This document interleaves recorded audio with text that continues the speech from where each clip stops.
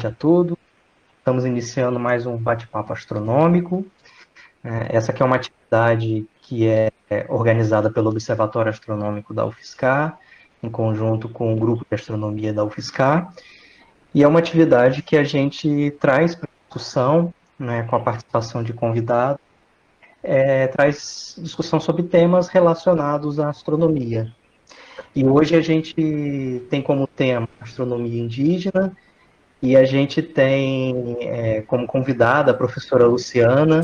Né? A professora Luciana, ela é licenciada em Física pela Universidade Federal do Amazonas, é mestre em Ensino de Ciência na Universidade Estadual do Amazonas e tem o doutorado em Ensino de Ciências e Matemática pela Universidade Federal do Mato Grosso. Né? E entre os temas de interesse dela está o ensino de Física, ensino de Ciência, a educação indígena, a representação físicos para os povos da floresta, além dos povos tradicionais e os povos étnicos. E nos últimos tempos ela tem atuado junto ao Museu de Astronomia o Museu da Amazônia, na área de etnoastronomia. Então, agradeço a professora Luciana por ter aceito o convite, né, de participar da nossa atividade, né, e eu já vou deixar uma pergunta inicial, né, para a Luciana e já vou passar a fala para a professora. Então, a pergunta inicial é como que se deu esse contato, né, com a astronomia e com a temática específica que iremos tratar hoje, né, da astronomia indígena, das representações de conceitos pelos povos da floresta, enfim. Né? Então, professora Luciana, já passo a fala para você, então. Boa tarde, pessoal. Obrigado, professor Marlon, pelo convite e a todos por estarem se dando a oportunidade de conhecer um pouco mais sobre os povos indígenas, os povos étnicos da floresta, assim caracterizados. Nasci na reserva indígena, vivi até os 7 anos lá e meu pai juntou os filhos e levou para a cidade para estudar. Então, passei muito tempo sem contato com minha mãe até eu saber o caminho de volta e ter mais contato com aquilo que eu tinha sido me significado durante a infância. Então, eu consegui me identificar como índia quando eu fui matriculada na escola. E na primeira série, todo mundo apontou para mim na escola dizendo, olha a Índia, olha a Índia. Então, eu fui saber que eu era índia porque fui caracterizada dessa forma, mas até então eu era uma pessoa normal, como qualquer uma outra pessoa.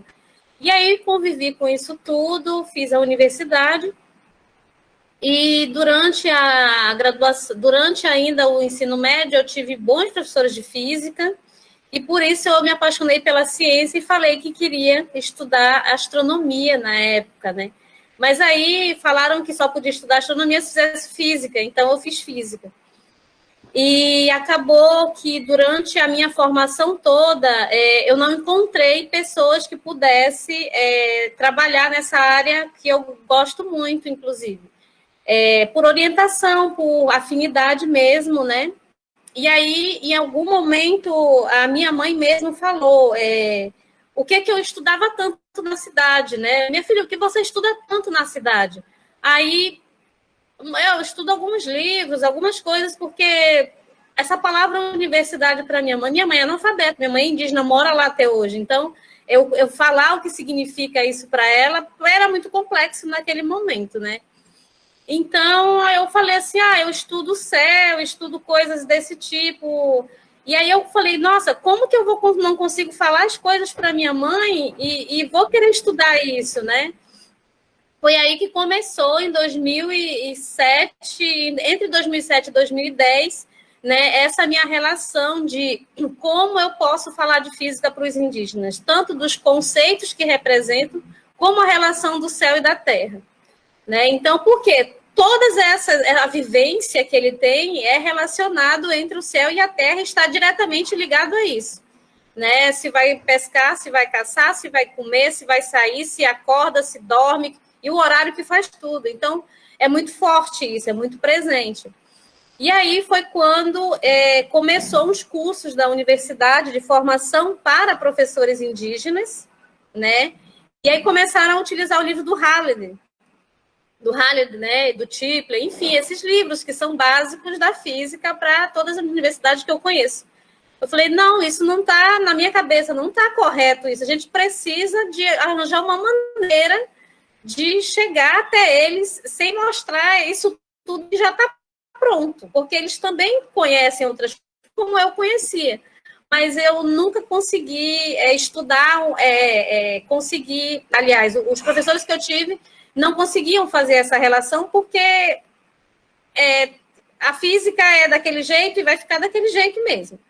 E aí eu fui convidada para fazer esse curso de formação, e aí eu fiz do jeito que eu queria que me ensinassem, né? Então é o que eu vou apresentar para vocês agora. A relação dos conceitos da física e astronomia, é isso que eu quis dizer, desculpa.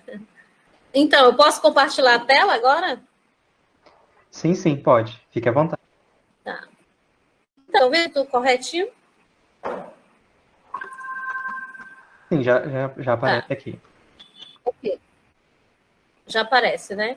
Então, essa tela que vocês estão vendo é o quintal da casa da minha mãe, que é a minha casa, né? Que é onde eu nasci, onde eu me criei, onde eu nasci dentro de uma canoa, enfim. E essa foto, são várias fotos que eu sempre tiro para começar uma conversa, né? Porque é o que me representa, é o significado ethos da pessoa que eu sou hoje, por isso, né? Então, aí a minha mãe, aqui, eu e a minha irmã. A casa da minha avó fica do outro lado do rio.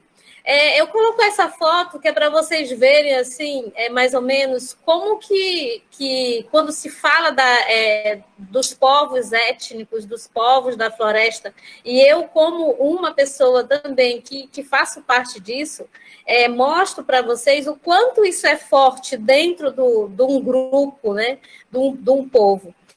Então, quando se chega a se aproximar para trabalhar com esses conceitos, é preciso levar em consideração todas as vivências e os conhecimentos que eles possuem, né? Não deixando de lado e nem levando a realidade proto-ocidental, dizendo que aquilo é o próprio acabado, tá certo? Então, essa é uma foto no final da tarde, umas 5h30 para 6 horas da tarde lá, que está escurecendo, e a minha irmã está ali pescando, minha mãe está... Ela vai tratar mas aí a outra foto que eu mostro é da frente da casa, né? Parece que está alagado, mas aqui é terra, minha mãe está aqui na frente, e essa casa de palha, e essa casa já está mais um pouco evoluída, que é de madeira mesmo, né? Então, assim, tudo que representa para os povos é isso que vocês estão vendo, né? Que são o céu, a floresta e o rio. É o que ele come, é o que ele caça, é o que ele pesca, é o que ele vive, é o que ele vê todos os dias. Então, não tem como dissociar, né, a sua essência da sua existência. Não tem como eu falar de trem, de carro, de alta velocidade, de trem-bala, se ele não consegue ver isso, né? Então, a formação desses professores indígenas me levaram, né, a buscar uma forma de mostrar, tá? Bom, isso aí é uma sequência da foto aqui, né, só para vocês verem que a vizinhança, a nossa vizinhança aí, tá? A vizinhança da minha mãe.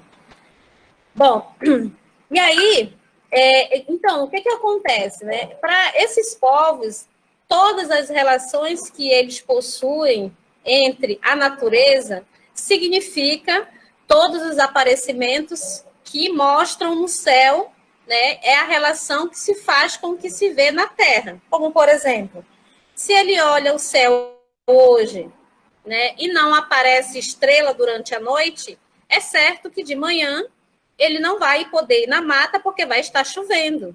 Né? Isso é uma relação que eles têm e acontece isso. Então, eu não vou dizer para eles que eles podem ir, que não vai chover naquele momento, 5 horas, 6 horas da manhã, que vai chover durante o dia. Né, porque eles já guardaram, né, essas informações durante muitos anos. Bom, a relação que se tem dos povos indígenas entre o céu e a terra também vai na extensão tanto ao sul do Amazonas, como no alto Rio Purus, como no alto Rio Negro, né, que são o pessoal da Cabeça do Cachorro, de São Gabriel da Cachoeira. Tá? Então, eu vou falar um pouquinho no geral, para eu não me estender, tá? Para eu não ficar muito cansativo aqui para vocês. E aí, depois, vocês podem fazer perguntas, e enfim. Bom, então, como é que se dá esse processo dessa pesquisa, né? Então, é feito vários desenhos pelos indígenas, como vocês estão vendo aqui, ó, esse desenho foi feito por um indígena, e após ele mostrar o desenho, né, como que ele vê esse desenho no céu, a gente pega as figuras do estelário mesmo, né, do mapa, e aí a gente consegue fazer uma associação de quais são esses desenhos e esses pequenos detalhes que eles acabam frisando de lápis, né? Que no caso aí a constelação da Jararaca é conhecida como na astronomia ocidental como a constelação do Escorpião, né? E aí aqui, como ele frisa, cadê o cursor? Ele frisa aqui essas estrelinhas, né? Bem assim forte, a gente consegue ver dentro dos desenhos. E na fala mesmo deles, que é na época que está começando a aparecer animais, que é a época da caça, de caçar animais grandes, né, como veado, anta. E aí eles, durante o período de caça, né, que é muito farto, eles podem caçar, fazer armazenamento, porque logo vai vir o período de chuva. E aí o período de chuva fica mais difícil. Né? Então, aí eles não têm uma data que é, sei lá, dia 15 de setembro ao dia 30 de tal mês, como na astrologia, né? Que o pessoal faz essa astrologia aí com aqueles mapas, né? Eles colocam entre meados, início, eles não colocam datas, porque dependendo do ciclo que acontece, pode ser melhor ou pode ser pior, dentro dentro dessa descrição que eles fazem, né? Um outro desenho também que o professor Germano cita muito nos trabalhos dele é sobre a constelação da Anta, né? A constelação da Anta, que aparece entre a segunda quinzena de setembro. Lembra que a constelação da Jararaca, ela também aparece em setembro, mas o que caracteriza isso? A constelação da Anta, ela vai trazer para os diferentes povos, tanto do pessoal do sul como do norte, para uns vai trazer a transição entre o frio e o calor, e o outro vai trazer a seca e a chuva. Né? Então, assim, a partir de meados de setembro até dezembro é o período de seca, né? Para cá, para a região norte. E para o lado do sul começa a fazer bastante frio, né? Eu nunca vivi muito tempo por essa parte aí, eu não sei realmente como que se dá, mas aqui é realmente assim. Então, entre o período de setembro a a primeira quinzena de dezembro é o período de seca, e após isso o rio começa a encher, onde começa a piracema, que nós vamos ver mais adiante, né? A piracema dos peixes. Bom, e aí a constelação do Veado, né, que é a constelação do Cruzeiro do Sul, a gente começa a fazer esses mapas, começa a identificar os desenhos que eles colocam, tá? Vocês vão ver mais para frente também. Essa aqui é a constelação do Homem Velho, né, que caracteriza o cinturão do Órion, aqui é onde está essa pequena estrela, foi virado esse desenho aqui. Então, aqui eles colocam uma pequena história falando sobre...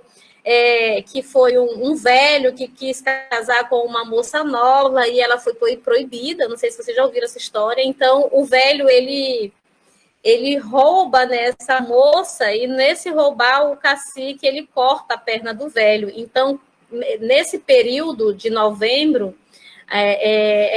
que aparece esses 3 pontos aqui, que é o período de plantio, entre novembro e março, entre um ano e outro. Então, ele começa essa estrela mais brilhante aqui, que é o cinturão de Órion, né?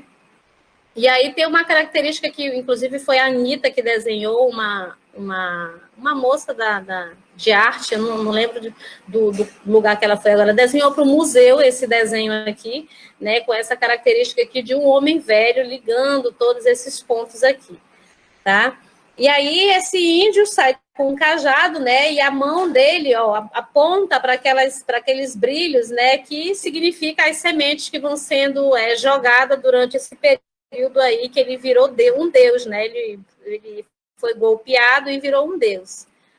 Bom, aí segue, né? A gente segue para os desenhos, que esses desenhos são bem característicos deles, como é que se dá esse processo, qual é a época que aparece, como é que representa isso, qual é o período.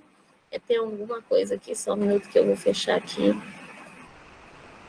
Qual é o período que isso traz essa comunicação entre o céu e a terra com eles, né? Que, por exemplo, aqui, a constelação do Tatu, né? Ela é a época da desova, né? A época em que os peixes, né, começam a lutar, né, na subida dos rios para fazer a desova desse período aí de chuva. Na verdade, não é chuva temporal, é aqueles pequenos chuviscos, chuva, sol, que aqui na região é caracterizada dessa forma, tá? Em alguns momentos, quando faz 3 dias de chuva, um dia de sol, começa a se fazer a roça, para ter no ano seguinte, né, o período de 6 a 8 meses, é o período que faz esse plantio dessa roça para começar a fazer a farinha. Bom, os ciclos anuais dos povos indígenas, caracterizado principalmente pelos povos do Alto Rio Negro, né, eles tiveram apoio de vários grupos de pesquisas para fazerem uma representação de todos os calendários que eles conseguissem desenhar, né? Então, eu coloquei na próxima lâmina um site, se vocês quiserem visitar. Então, eles fizeram vários tipos de desenho, né? A época da caça, a época que aparece ema, olha aqui, ó, as armadilhas, os tipos de peixe. Então, cada detalhezinho desse aqui seria um mês do ano, né? E essa relação do mês é que projetaria o que se aparecia no céu e diria qual é o tipo de constelação que aparecerá. E aí, não, no mês de março tá acontecendo tal coisa, no mês de abril está acontecendo tal coisa. E assim sucessivamente, certo? Então, é a partir dos desenhos e da representação do que eles vivem para o que a gente conhece como astronomia ocidental e fazer essa relação entre essas duas ciências. Tá? Eu falo ciência, pessoal, para essa característica dos povos indígenas, que algumas chama-se ciência, mas ainda tem um pouco de resistência de algumas como é que eu posso dizer, cientificidade, por conta dessa característica de não ter aquela exatidão, de não ter aquela equação que substitui, encontra e diz que é aquilo realmente. Então, eu chamo de ciência porque ele vive, ele nota, ele descreve, né? Então, essa relação do povo com essa etnicidade cultural que ele vive, eu considero como ciência. Tá? Então, tá aqui o site, né, que mostra todas esses desenhos. Esses desenhos são disponibilizados folhas, papel A3, para os alunos fazerem esse desenho, né? E depois que eles fazem desenho, eles mesmos falam o que representa cada parte desse desenho, o que eles escolhem, o que eles pescam, qual é o período que eles escolhem, e aí eles vão fazendo uma associação com todo o mapa celeste, tá? Uma característica que eu trago para vocês também, essa armadilha para pegar peixe. Essa representação que eu coloco no início da minha fala como representação do conceito da física, é quando a gente vai falar sobre as leis da física, né? Como, por exemplo, a força elástica, as leis de Newton. Como é que isso é associado na realidade dele? Então, aqui, nessa região de São Gabriel da Cachoeira, ela é uma região de muitas pedras, né? Não sei se vocês já conseguiram alguma informação sobre isso, já foram lá, enfim. Mas eles fazem essas armadilhas para pegar peixe porque não dá para colocar malhadeira mesmo, daquelas de tecido para pesca, né? Então, o que eles fazem? Eles fazem essas armadilhas e colocam na cabeceira do rio para pegar o peixe, né? Então, o peixe entra na armadilha e sobe. Então, esse aqui é um desenho, né? Já foi com uma disciplina chamada Física Conceitual para eles, Então, a gente começou a trabalhar sobre esses conceitos, como que se daria aplicar esses conceitos na realidade deles. Como é que eu caracterizaria, por exemplo, a força elástica? Então, ele pega um galho de cipó, que faz uma vergadura, ele consegue colocar aqui, né, a direção que a força é aplicada, ó, e a reação que essa força ela vai sofrer quando o peixe entrar dentro da armadilha, né? Então, isso para esses povos étnicos e para nós, como pesquisador, significa muito, porque apesar de não ter nenhum cálculo, ele consegue fazer toda uma representação de conceitos que ele é universal para o mundo todo, né? Então, quando eles fazem uma relação dos peixes com a piracema, por exemplo, eles relacionam com a correnteza do rio, né, com a velocidade com que ele está subindo contra essa correnteza, eles conseguem caracterizar e desenhar. Esses peixes foram desenhados, o acará, o jaraqui, o aruanã, né, o caraçu, por esse aluno aqui, ó. Né? Então, ele conseguiu desenhar, contar toda a história, em que época que acontece essa desova, como que se deu esse processo, quantos dias levam para ele fazer essa subida do rio e não ter interrupções, porque se ele não consegue fazer a piracema, é certeza que no próximo período eles mesmos vão sofrer com a perca dessa piracema incompleta, eu diria, no caso, né? Porque se o peixe não consegue fazer piracema, no próximo ano eles não vão conseguir pescar, não vão ter comida e vai ser mais difícil, certo? Então, todos esses desenhos de peixe, por exemplo, esse aluno consegue desenhar com papel disponibilizado, com giz de cera, canetinha, lápis, nada muito sofisticado. Eles usam também umas técnicas deles próprias, né? Com tinta de urucum e tudo. Bom, uma outra descrição sobre os conceitos da física que eles relacionam é sobre a flutuação da canoa, do empuxo, no caso, né? Então, como é que se fala de vetores, deslocamento, o que significa o movimento retilíneo uniforme? Então, isso tudo é relacionado no movimento da canoa, na direção e no sentido que acontece no momento em que se toma, né, no percurso do seu deslocamento até chegar no seu percurso final. Por quê? Não tem quilômetros, né? Anda de canoa de um lado para o outro. Então, não tem como relacionar todo o tempo, quilômetros por hora, com metros por segundo. Então, isso aí é o tempo realmente, quantas horas, quantos minutos. E aí ele consegue fazer também essa pequena legenda, colocando o significado de cada conceito dentro do desenho. Sobre né, ele está muqueando o peixe quando ele está muqueando, tem uma variação de temperatura até ele conseguir colocar fogo nas madeiras, né? E a partir disso, ele vê que ele não pode deixar muito baixo, ele tem que deixar um pouco alto, e ele consegue dizer que esse calor que está aqui acima dos peixes é irradiação, né? E um outro ponto também entre esse calor e temperatura, né? Tem a parte de fazer a farinha.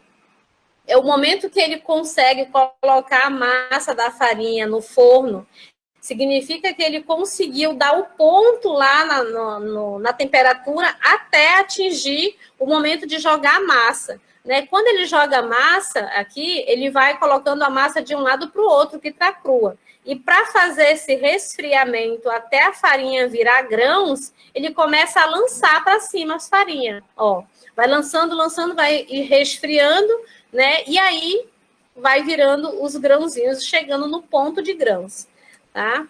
Bom, aí esse outro conceito aí dessas duas forças na mesma direção e sentido oposto uma pergunta que surgiu lá: como que se faz uma canoa, né? Que eles chamam de casco. Isso aí é a assinatura do aluno, aí eles falam, né? Eles podem cortar com motosserra, eles podem cortar com machado. E aí eles conseguem fazer a resultante das duas forças, ou seja, eles colocam forquilhas embaixo do tronco, vão arrastando, né, a soma das forças aí. Ele não conseguiu colocar o F da onde que está acontecendo, mas ele conseguiu descrever, né? Então, eles vão rolando isso para um determinado local, e aí eles tocam fogo debaixo desse tronco cavado para ela ter esse alargamento e ser colocado os bancos entre o casco. Tá? Então, ele queima dentro desse tronco, né? Então, ele relaciona isso com a parte da termologia até a canoa ficar pronta. Então, quando resfria, toda essa parte queimada, eles raspam, colocam os bancos e a canoa está pronta. Né? Pode colocar no rio que não vai afundar. A outra relação também, que inclusive o Alberto Rangel fala uma coisa assim, muito interessante, que é sobre as imagens. Né? As imagens substituem muitas fórmulas. E essa representação do arpoar, né, de flechar, de lançar, né, para fazer uma pescaria, falando sobre a parte das lentes, né, o que é incidente, refratado, refletido. Então, a partir desses conceitos que são falados, eles conseguem, né, mostrar isso na própria vivência, na própria prática dele, né, mostrando essa forte essa forte vivência que eles têm com a própria natureza, com a natureza em que eles vivem. E aí, por último, nós temos mais uma armadilha de peixe aqui, mas essa armadilha é feita com forquilha, né? Então, eles conseguem mostrar como é que é essa envergadura dessa envira, né? Eles conseguem envergar aqui, coloca uma outra forquilha para poder engatar o anzol aqui. Quando o momento que o peixe pega, né, ele pega, ele fisga e sobe.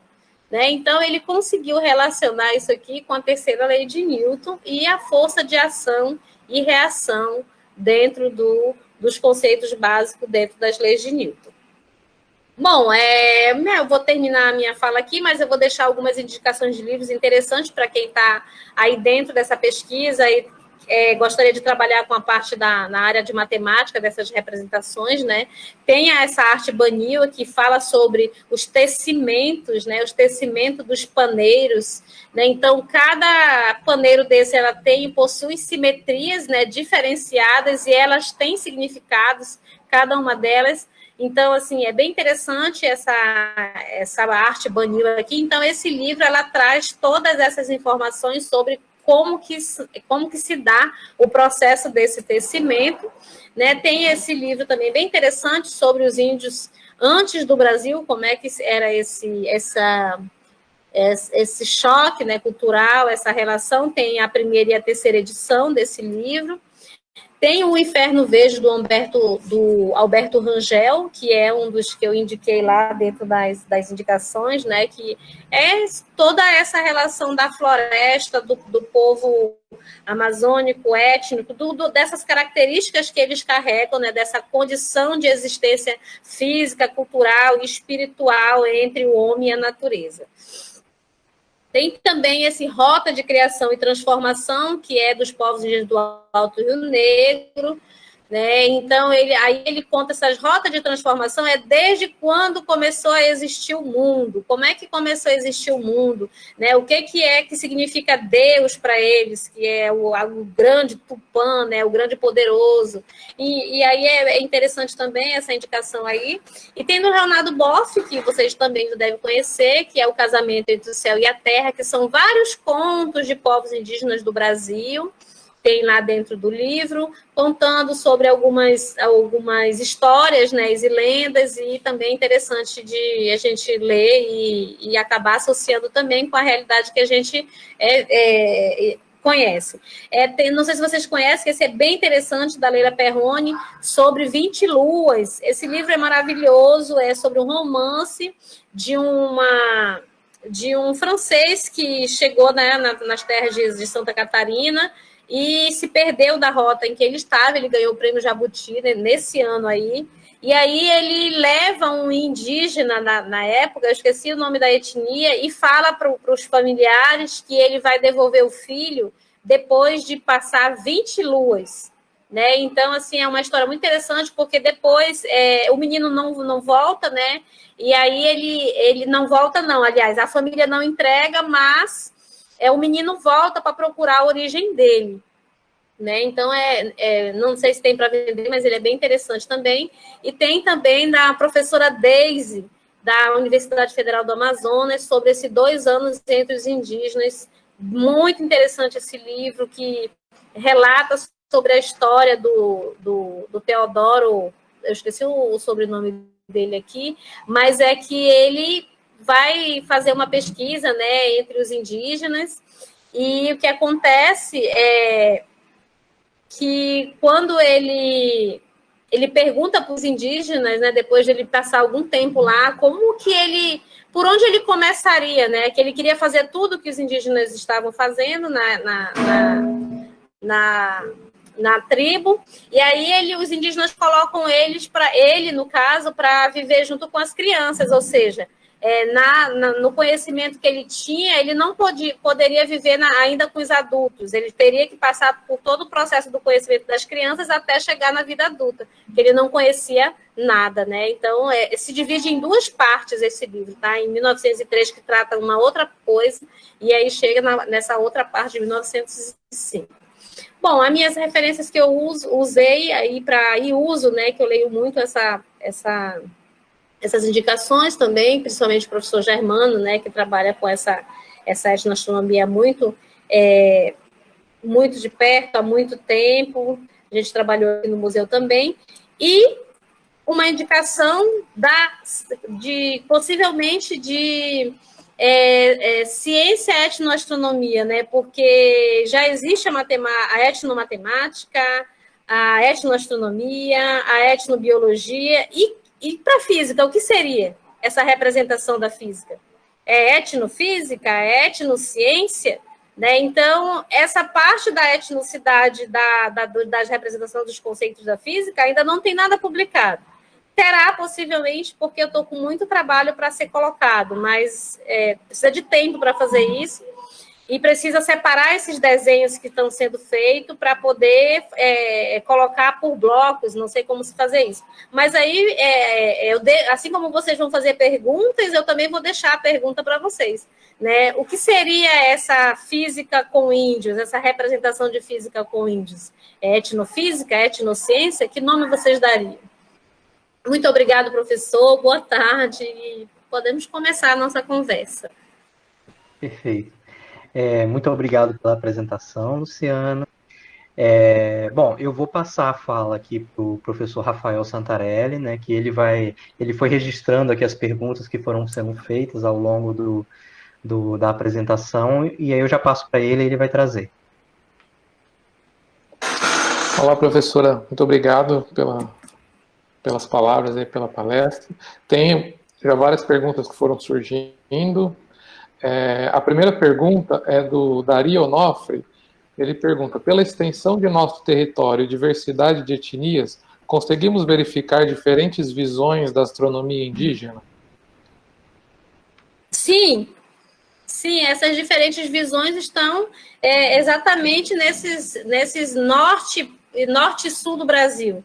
Né? Então, quando é caracterizado aqui, por exemplo, a constelação da Anta, né, é caracterizado pelos povos do sul como época do frio, aqui para nós é a época do calor. Calor, né? Calor assim, porque aqui só tem chuva e sol, o clima é tropical. É chuva com sol e sol sem chuva, uma coisa assim. Né? Então, assim, é diferente por causa da cúpula celeste, né, que acaba colocando nessas diversidades desses pontos diferentes, e aí cada etnia vai conseguindo se colocar, né, dentro dessa cúpula celeste, da sua necessidade, da sua vivência do local, no caso. Imagine que daqui 100 anos, o que as pessoas vão ver no céu, né? Computador, laptop, carro, né? Porque toda essa relação dos povos étnicos, né, dos povos nômades que viveram se guiando pelo céu, né? Imagine que daqui a gente não vai ver mais isso. As novas gerações já vão ver outros significados diferente dos nossos. Né? Desculpa, eu não sei se eu respondi a pergunta, mas... Não, tá ótimo. Uma outra pergunta, também é religioso para prever acontecimentos futuros? Acontecimentos futuros é a partir do momento de que se dá na relação dos meses, por exemplo. Se chover no dia 1º de setembro, pode se preparar que vai ser uma seca terrível. Precisa fazer armazenamento de alimento, precisa tirar toda a roça, fazer muita farinha. Então, a previsão futura é sempre a respeito da alimentação, né? Eles só tiram da natureza aquilo que é necessário, né? Por isso que algumas, entre aspas, dizem, índio é preguiçoso e tal. Ele não tira para estragar, para jogar fora. Se ele quiser comer peixe, ele vai pegar todo dia peixe no rio. Todo dia ele vai pescar, vai pegar aquela quantidade, vai comer, na janta ele vai pegar outro. É incrível, dá trabalho, mas é assim que eles vivem. A minha mãe vive assim. Tá. A Margarita Orozco pergunta, como fazer para que os saberes ancestrais dos indígenas sobre astronomia não sejam perdidos? Exatamente isso que a gente está querendo fazer. É respeitar, né, toda essa ancestralidade que eles trazem com ele, a partir do conhecimento dos parentes, que eles chamam, né? A partir do conhecimento dos parentes, dos pais, dos avós, né? Então, por exemplo, esses professores que recebem a formação, né, de professores como eu, que são professores da universidade, que sabem tudo, né? Então, eles são vistos com outros olhos. Eles são vistos como os indígenas da comunidade que são estudados. Mas, ainda assim, os mais velhos são respeitados pelas sabedorias que guardam, né? Do chá que revelam, do óleo que passa, do fruto que come, da raiz que se faz curar uma dor, uma ferida, né? Então, apesar deles estudarem, né, eles não é substituído com aquele que é o cacique, na verdade, que conhece, né, que vê por cima da floresta, da mata, que sabe o momento que é para pescar, que pede a licença da floresta para ir até o local fazer Eles não saem para caçar olhando para o nada, vai para o meio do mato e vai caçar. Não é assim. Né? Então, primeiro eles ficam eu já fui caçar também, tá? Se eu estou falando isso é uma experiência. Eles vão para frente da mata, pedem licença, né? E eles tomam uma direção, é para esse lado que é como se visse, né? Fala aquela cosmovisão. É como se fosse uma orientação mesmo que eles falam, né? Uma orientação do Tupã. E aí eles vão. E é certo que encontram. Muito bom.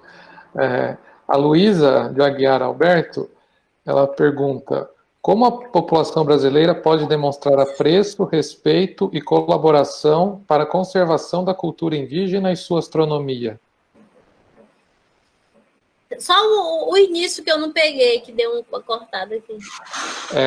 Como que a população brasileira pode demonstrar apreço, respeito e colaboração para a conservação da cultura indígena e sua astronomia? Então, os povos indígenas, né, eles precisam, assim, mais em geral, não só os povos, os professores, porque os professores indígenas que recebem a formação, eles precisam ter respeito daqueles que formam eles, né? Aqueles que formam eles precisam ter consciência do que precisam manter a tradição daquele povo que vive ali. Ele não vai para a capital, para São Paulo, para o Rio de Janeiro, para o UFSCar, para pegar o lugar do Marlon, para a USP, enfim. É porque as pessoas pensam assim, eu vou formar os indígenas, eu vou levar o livro do Resnick, vou fazer todas as equações de Maxwell, tudo, mas os indígenas não precisam disso. Eles precisam, né, envolver questões sociocientíficas, ambientais, consciência, representação de conceito e ver que tudo que ele vive representa tanto para ele como para nós. Ele é o nosso defensor.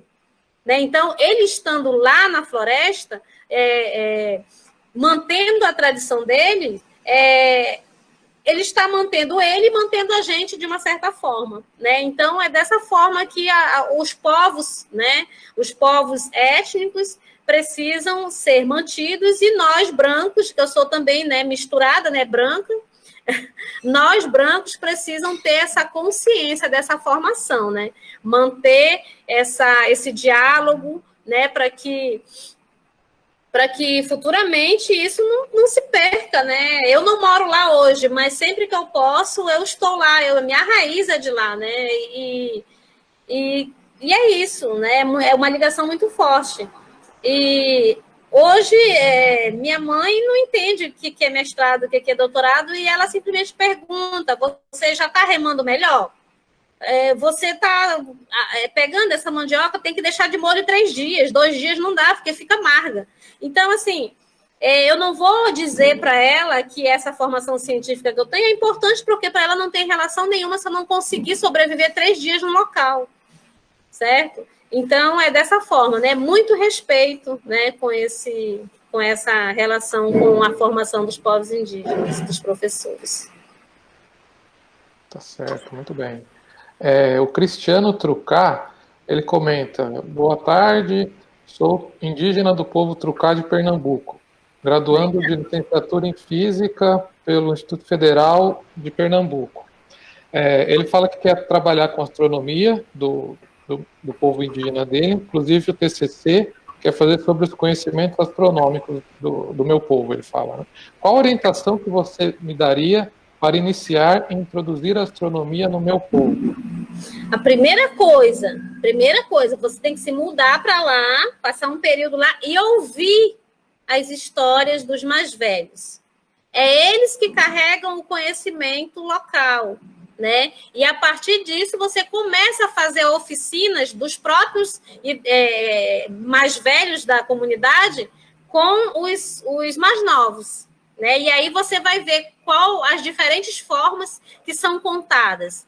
Como, por exemplo, começa a ouvir histórias, pedir para contarem histórias de algum acontecimento do céu, do sol, da lua, né? E algum aparecimento celeste, né? Não precisa falar nenhuma informação que é constelação, que é isso, que é aquilo, que aí vai sair muita coisa. Tá. Aqui uma pergunta que chegou pelo Facebook. A Poli Adriano pergunta: há quanto tempo as constelações indígenas foram descobertas? Bom, há quanto tempo? Eu diria que desde sempre, né? Desde sempre eles são orientados, né, pelo céu.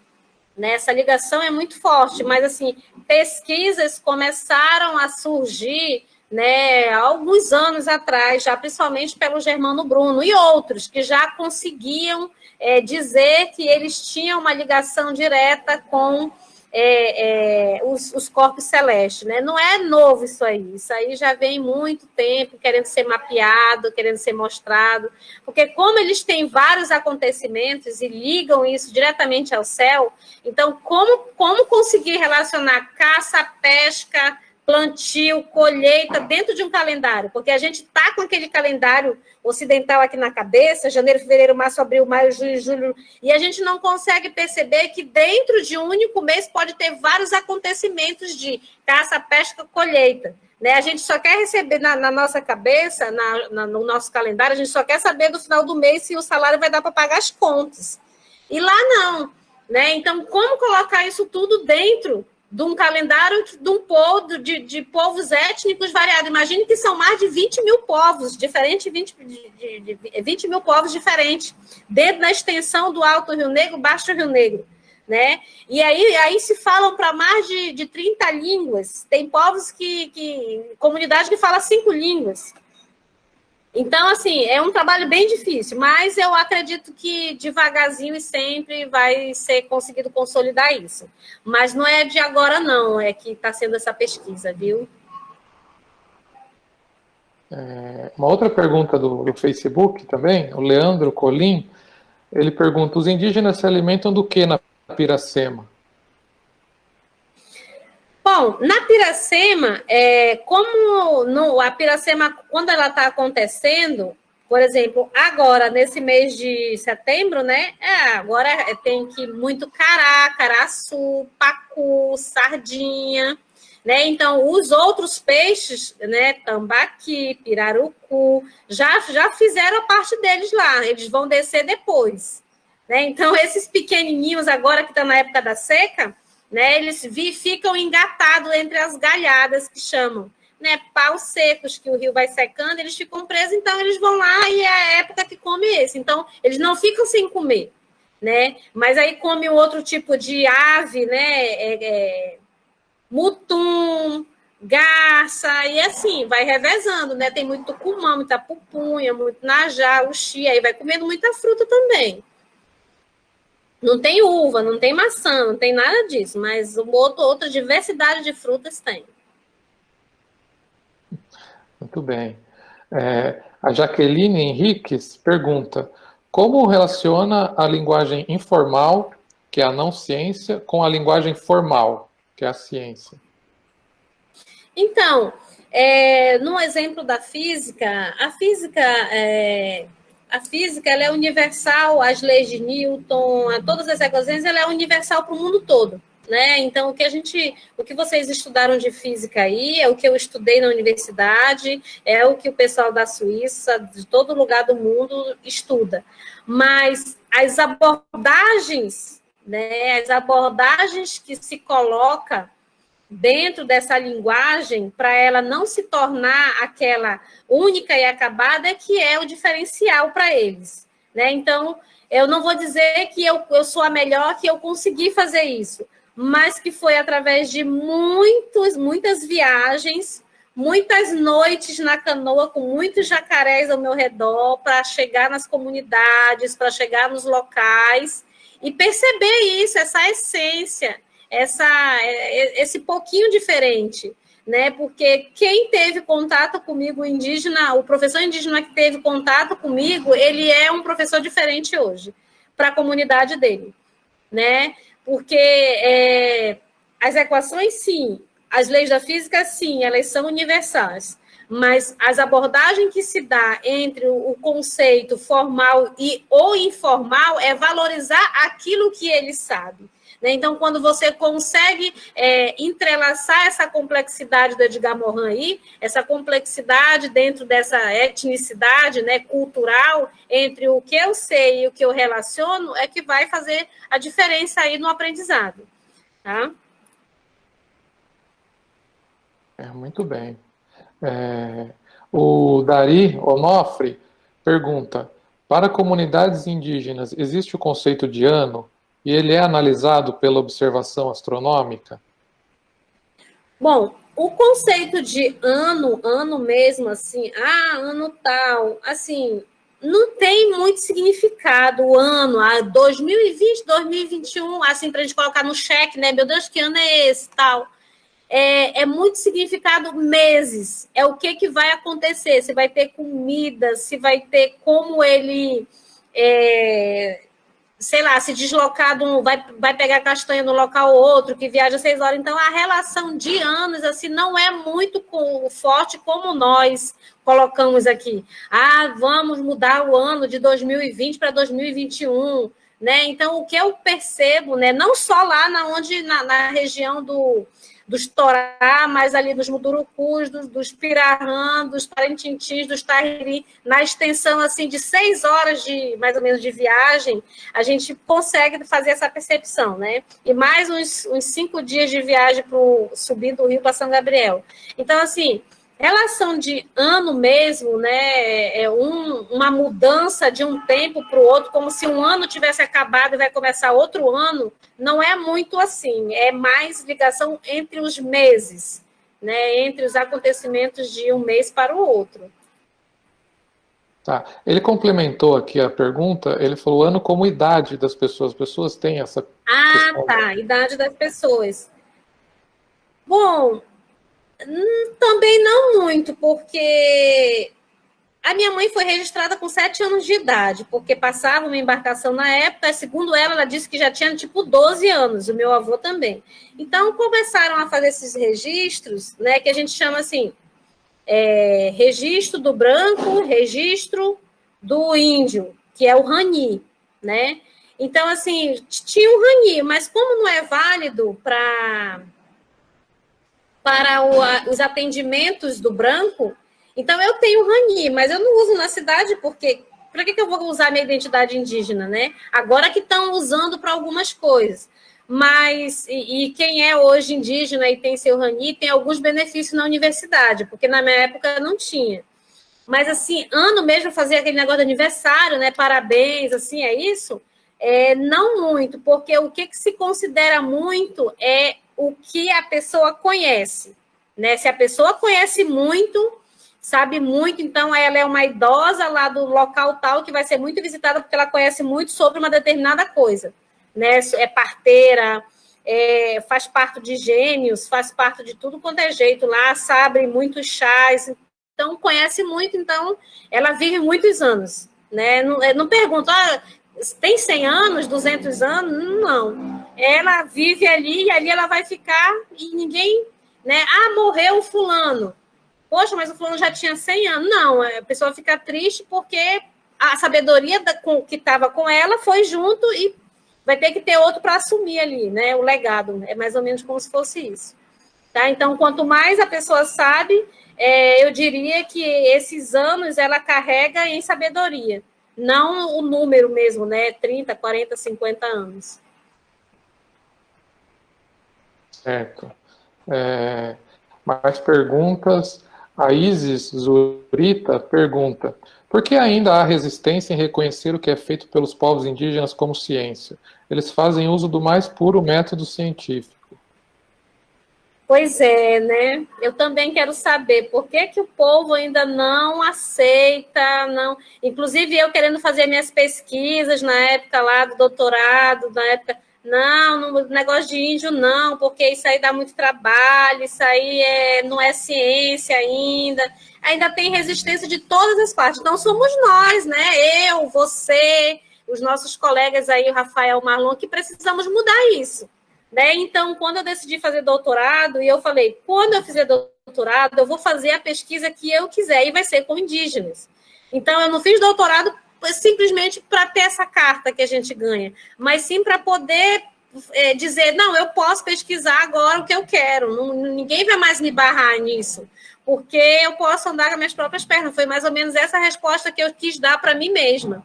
Né? Então, e também para outros indígenas, né? Porque eles acabam achando que eles não são capazes, inclusive eles são, como é que eu posso dizer? Eles não, eu também sofri isso.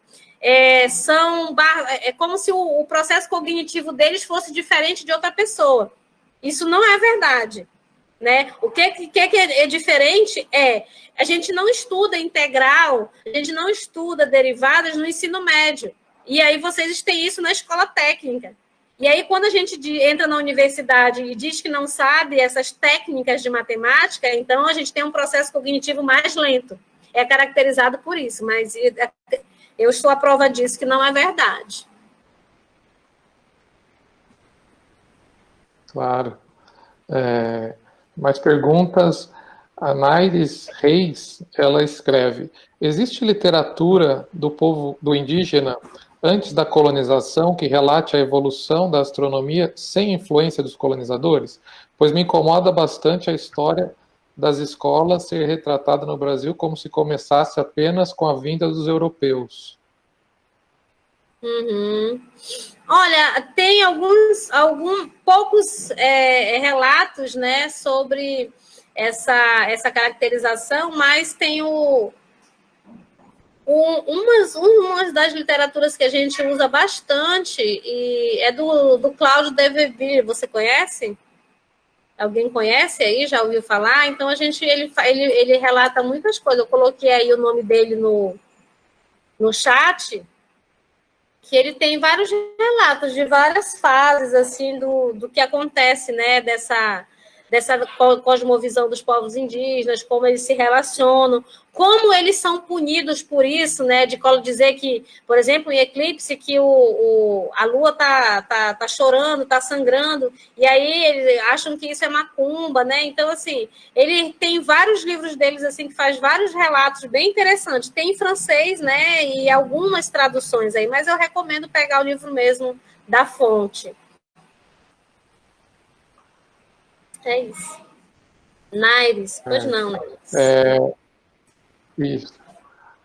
A Isis Zurita pergunta, a partir das novas gerações foi observada uma nova relação com a natureza? Mudou algo pelo fato de terem conhecimento da teoria dos conceitos da física, por exemplo? Se mudou a vida deles e assim, então. Mudou a percepção, né? A percepção de que o que é grau Celsius, grau Fahrenheit, graus Kelvin? O que significa? Não significa nada. Agora, quando eu consigo dizer que a temperatura do forno, que a lenha que ele está queimando lá vai chegar a uma determinada temperatura, e esse é o momento que ele coloca a farinha, isso é um significado muito... Para mim, não tem nem equação que descreva isso. Porque aí ele vai ver, sim, então o que significa o grau? Tem uma bolinha aqui? E por que a bolinha não é na frente, não é atrás? Né? Então, assim, esses pequenos significados é mostrado para eles porque o que eles recebem como livro didático é o livro que vai da cidade, de São Paulo, do que o governo pede. Né? O livro do Ramalho, o livro do Gaspar, e assim vai por aí.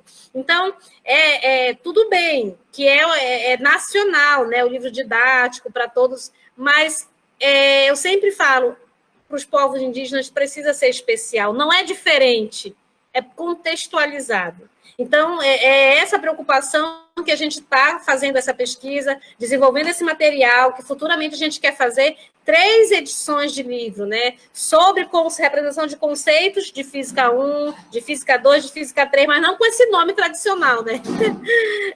A gente quer colocar com conceitos mesmo de equilíbrio, de força, né? Da natureza, por exemplo. E aí sim, porque...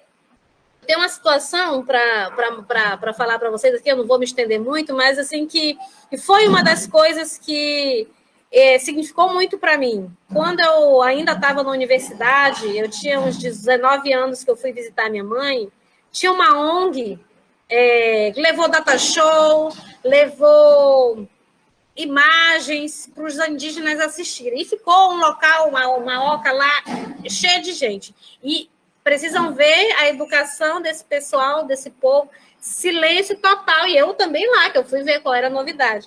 E aí passa-se slide, passa filme, passa e fala. Todo mundo calado, ninguém dá um pio. E aí, no final, passou-se meia hora, 40 minutos. E aí, uma das moças, né, da ONG pergunta assim, passou trem, passou... tudo, avião, barco, tudo que vocês imaginarem aí de coisa bonita, né?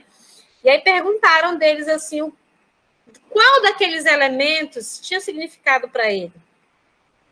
Qual daqueles elementos eles gostariam de um dia ver, de algum tocar, de experimentar?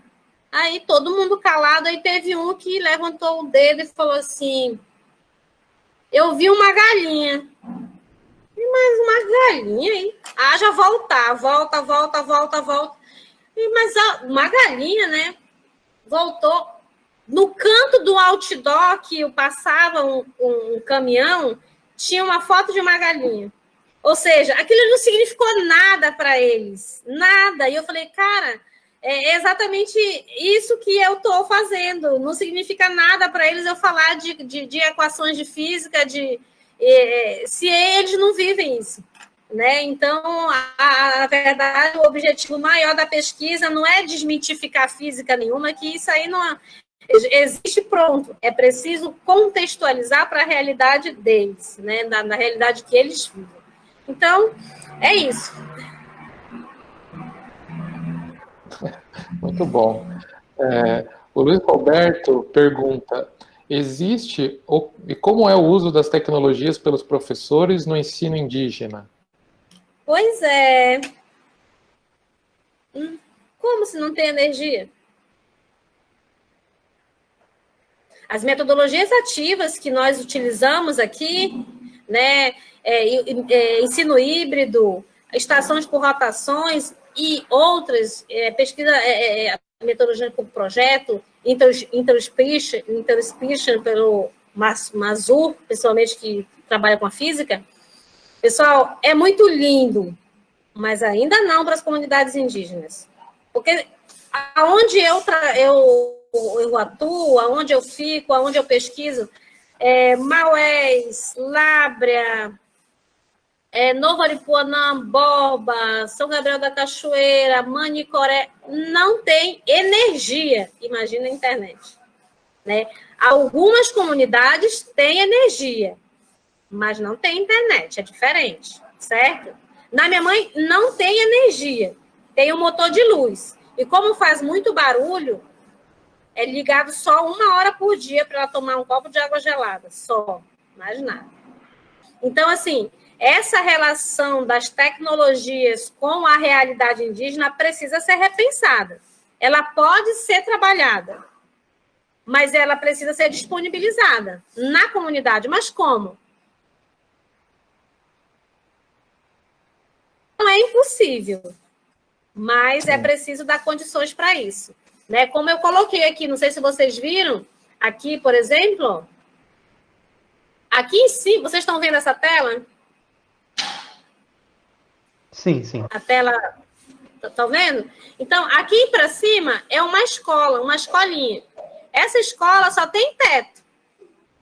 Eu não consegui, eu tirei foto, mas depois eu não achei. Ela tem um telhado, né? E tem a paxiúba no chão, assim, para não ser chão, né? E banco, né? Então, assim, no momento, em alguns locais, ainda está difícil. Pode ser que, por exemplo, indígenas, que eu posso dizer, os Tupi-Guarani de São Paulo, né? É diferente os locais que eles vivem, né? Tem energia, tem alguns que têm acesso à internet direto, outros podem não ter, mas nas comunidades distantes, que só tem acesso pelo rio, não, ainda é difícil, né? Porque não tem condições, não tem como chegar.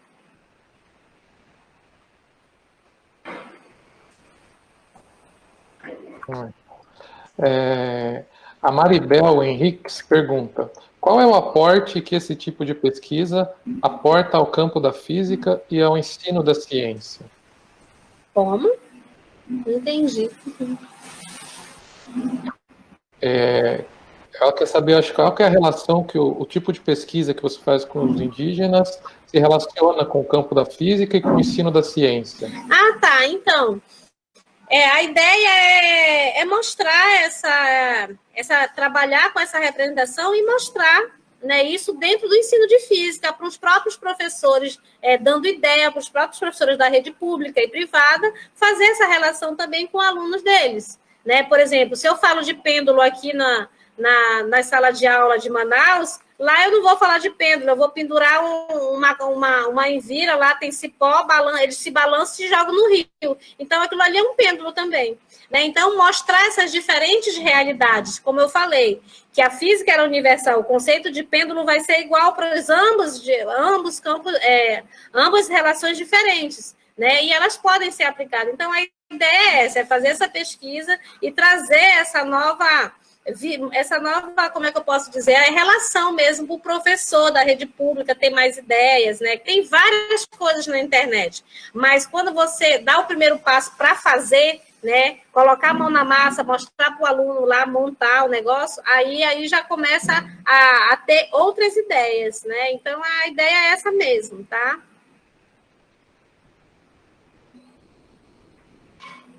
Mais 4 perguntas. O Vinícius Rosa, ele pergunta: existe alguma comparação com observações, registros ou relatos com etnias de outros países ou até continentes?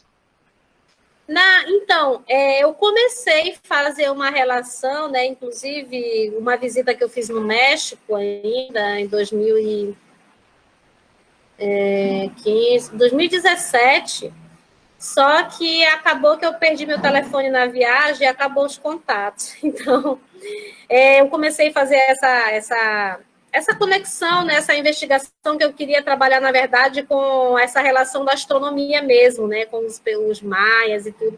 E aí a professora que eu estava em contato com ela lá, acabou que tudo eu guardei no telefone para vocês verem, né? Tem que escrever no papel, no caderno. Aí o telefone, na embarcação, quando eu fui embarcar no avião, simplesmente o telefone sumiu, não sei se caiu. E aí eu perdi esse contato. Mas é interessante, eu preciso...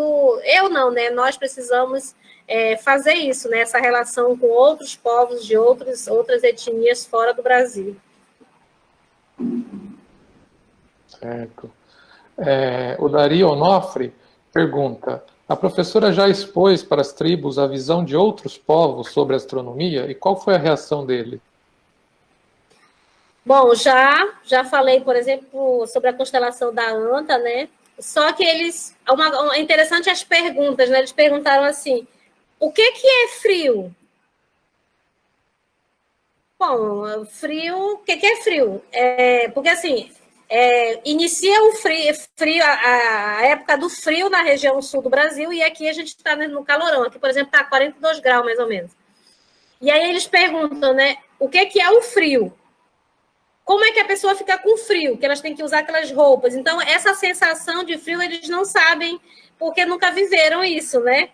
Então, eu falo assim, imagine uma água fria do rio, porque não tem água fria, eles tomam banho todo dia no rio, sendo frio ou não. Então, assim, em alguns momentos, é preciso ter bastante cautela quando vai fazer essa relação. Porque se eles falam que não entende uma vez, e a gente tenta de novo, mais uma vez, a partir da segunda vez eles não perguntam mais, né? Porque é como se a gente estivesse querendo convencer eles daquilo que a gente viveu, acha que é verdade, e eles acham como se fosse uma mentira, né? Para eles, porque como que é frio? Como que é frio que não aguenta de frio? Aí eu falo até, tem pessoas que até não tomam banho porque é muito frio. Ah, mas não é possível, que tem gente que não toma porque é frio. Mas até que ponto é frio? Porque não tem geladeira em alguns locais. Então, ele não consegue ver que o congelador também é tão gelado quanto um frio. Né? Então, assim, é preciso fazer uma relação bem próxima, né? Se eu conseguir comprar, às vezes eu consigo comprar barra de gelo nos flutuantes. E aí fica mais legal, porque eu corto, coloco dentro das garrafas, das coisas e levo, né? Aí fica interessante falar disso do frio. Mesmo assim, o frio da cachoeira, eles mergulham lá, não tem problema não. Aqui o frio não tem... mas para vocês é bem frio, né? De verdade, né? Pois é. A Margarita Maria, ela pergunta: existe diálogo relacionado à temática de astronomia indígena com outros programas de educação intercultural, com formação de professores indígenas, sobre a maneira diferente de ensinar física para esse público-alvo? Digo isso porque trabalho em Rondônia e temos um programa intercultural e acho que seria ótimo, por exemplo, a professora Luciana levar esse conhecimento para os professores de física indígenas e não indígenas. É física aplicada que deveria ser ensinada para todo mundo.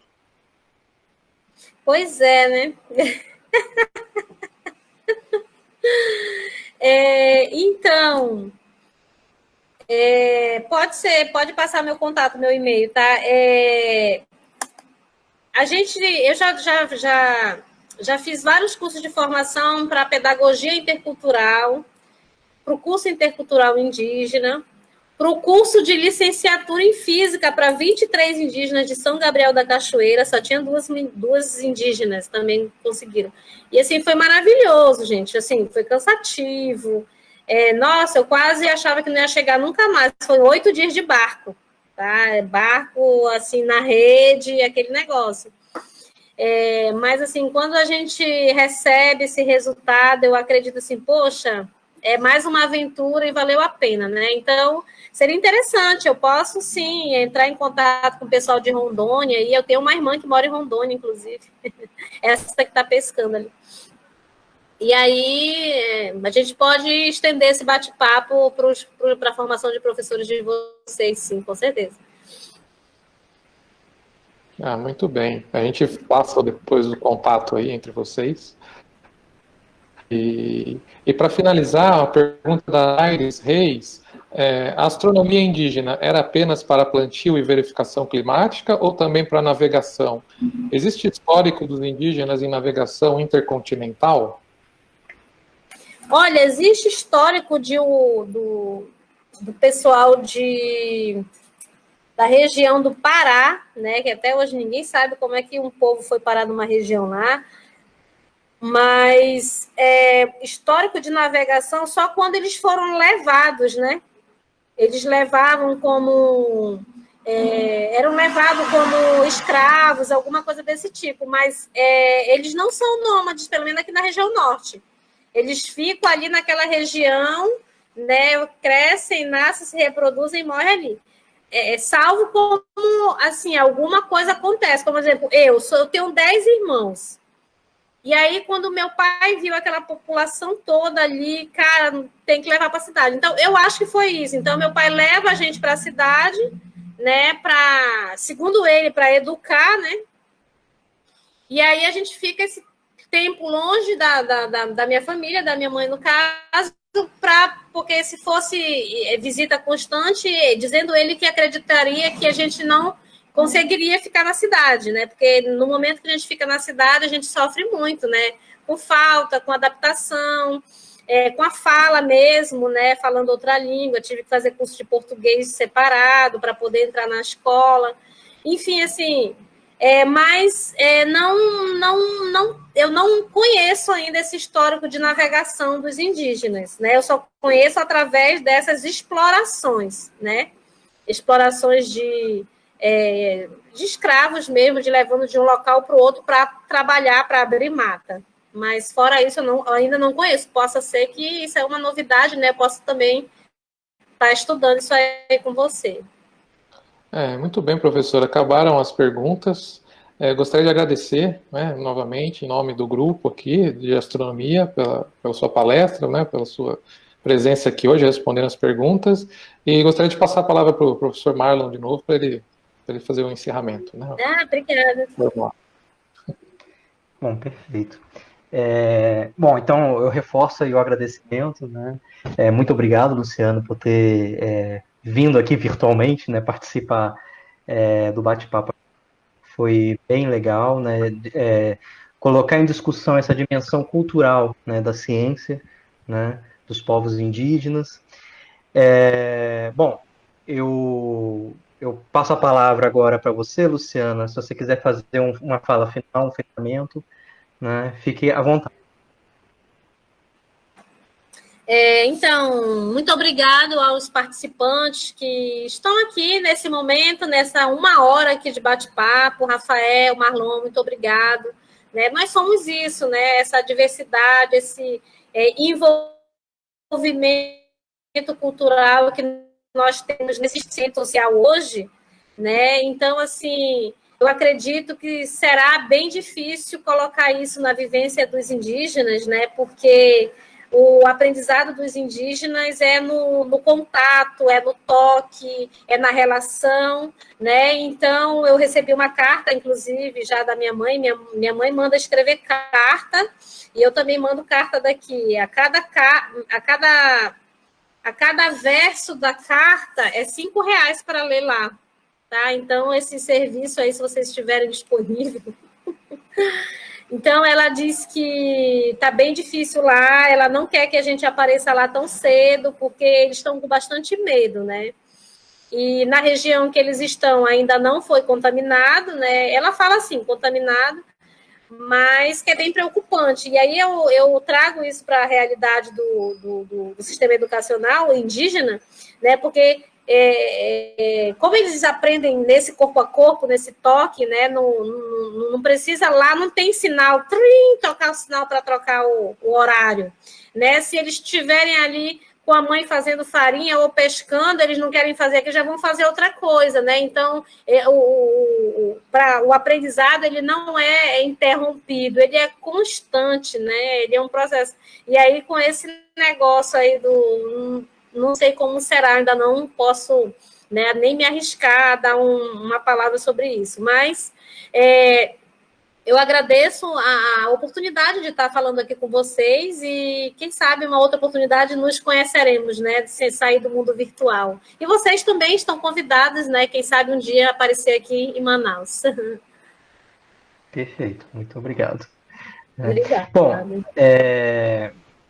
então, mais uma vez, agradeço, né, a participação, e aí faço o comunicado final, né, que neste mês de agosto nós teremos mais um bate-papo astronômico, né, que será sobre vida das estrelas, estelar, e a gente vai ter a publicação, a divulgação, né, dessa outra atividade que vai ter, né, desse outro bate-papo astronômico, que ocorrerá na semana que vem. A gente vai publicar nas próximas horas na página do Facebook, tá? Então, gente, muito obrigado a todos, né, e nos vemos, né, nas próximas atividades, nos próximos bate-papos. Até, gente. Obrigado, gente. Boa tarde.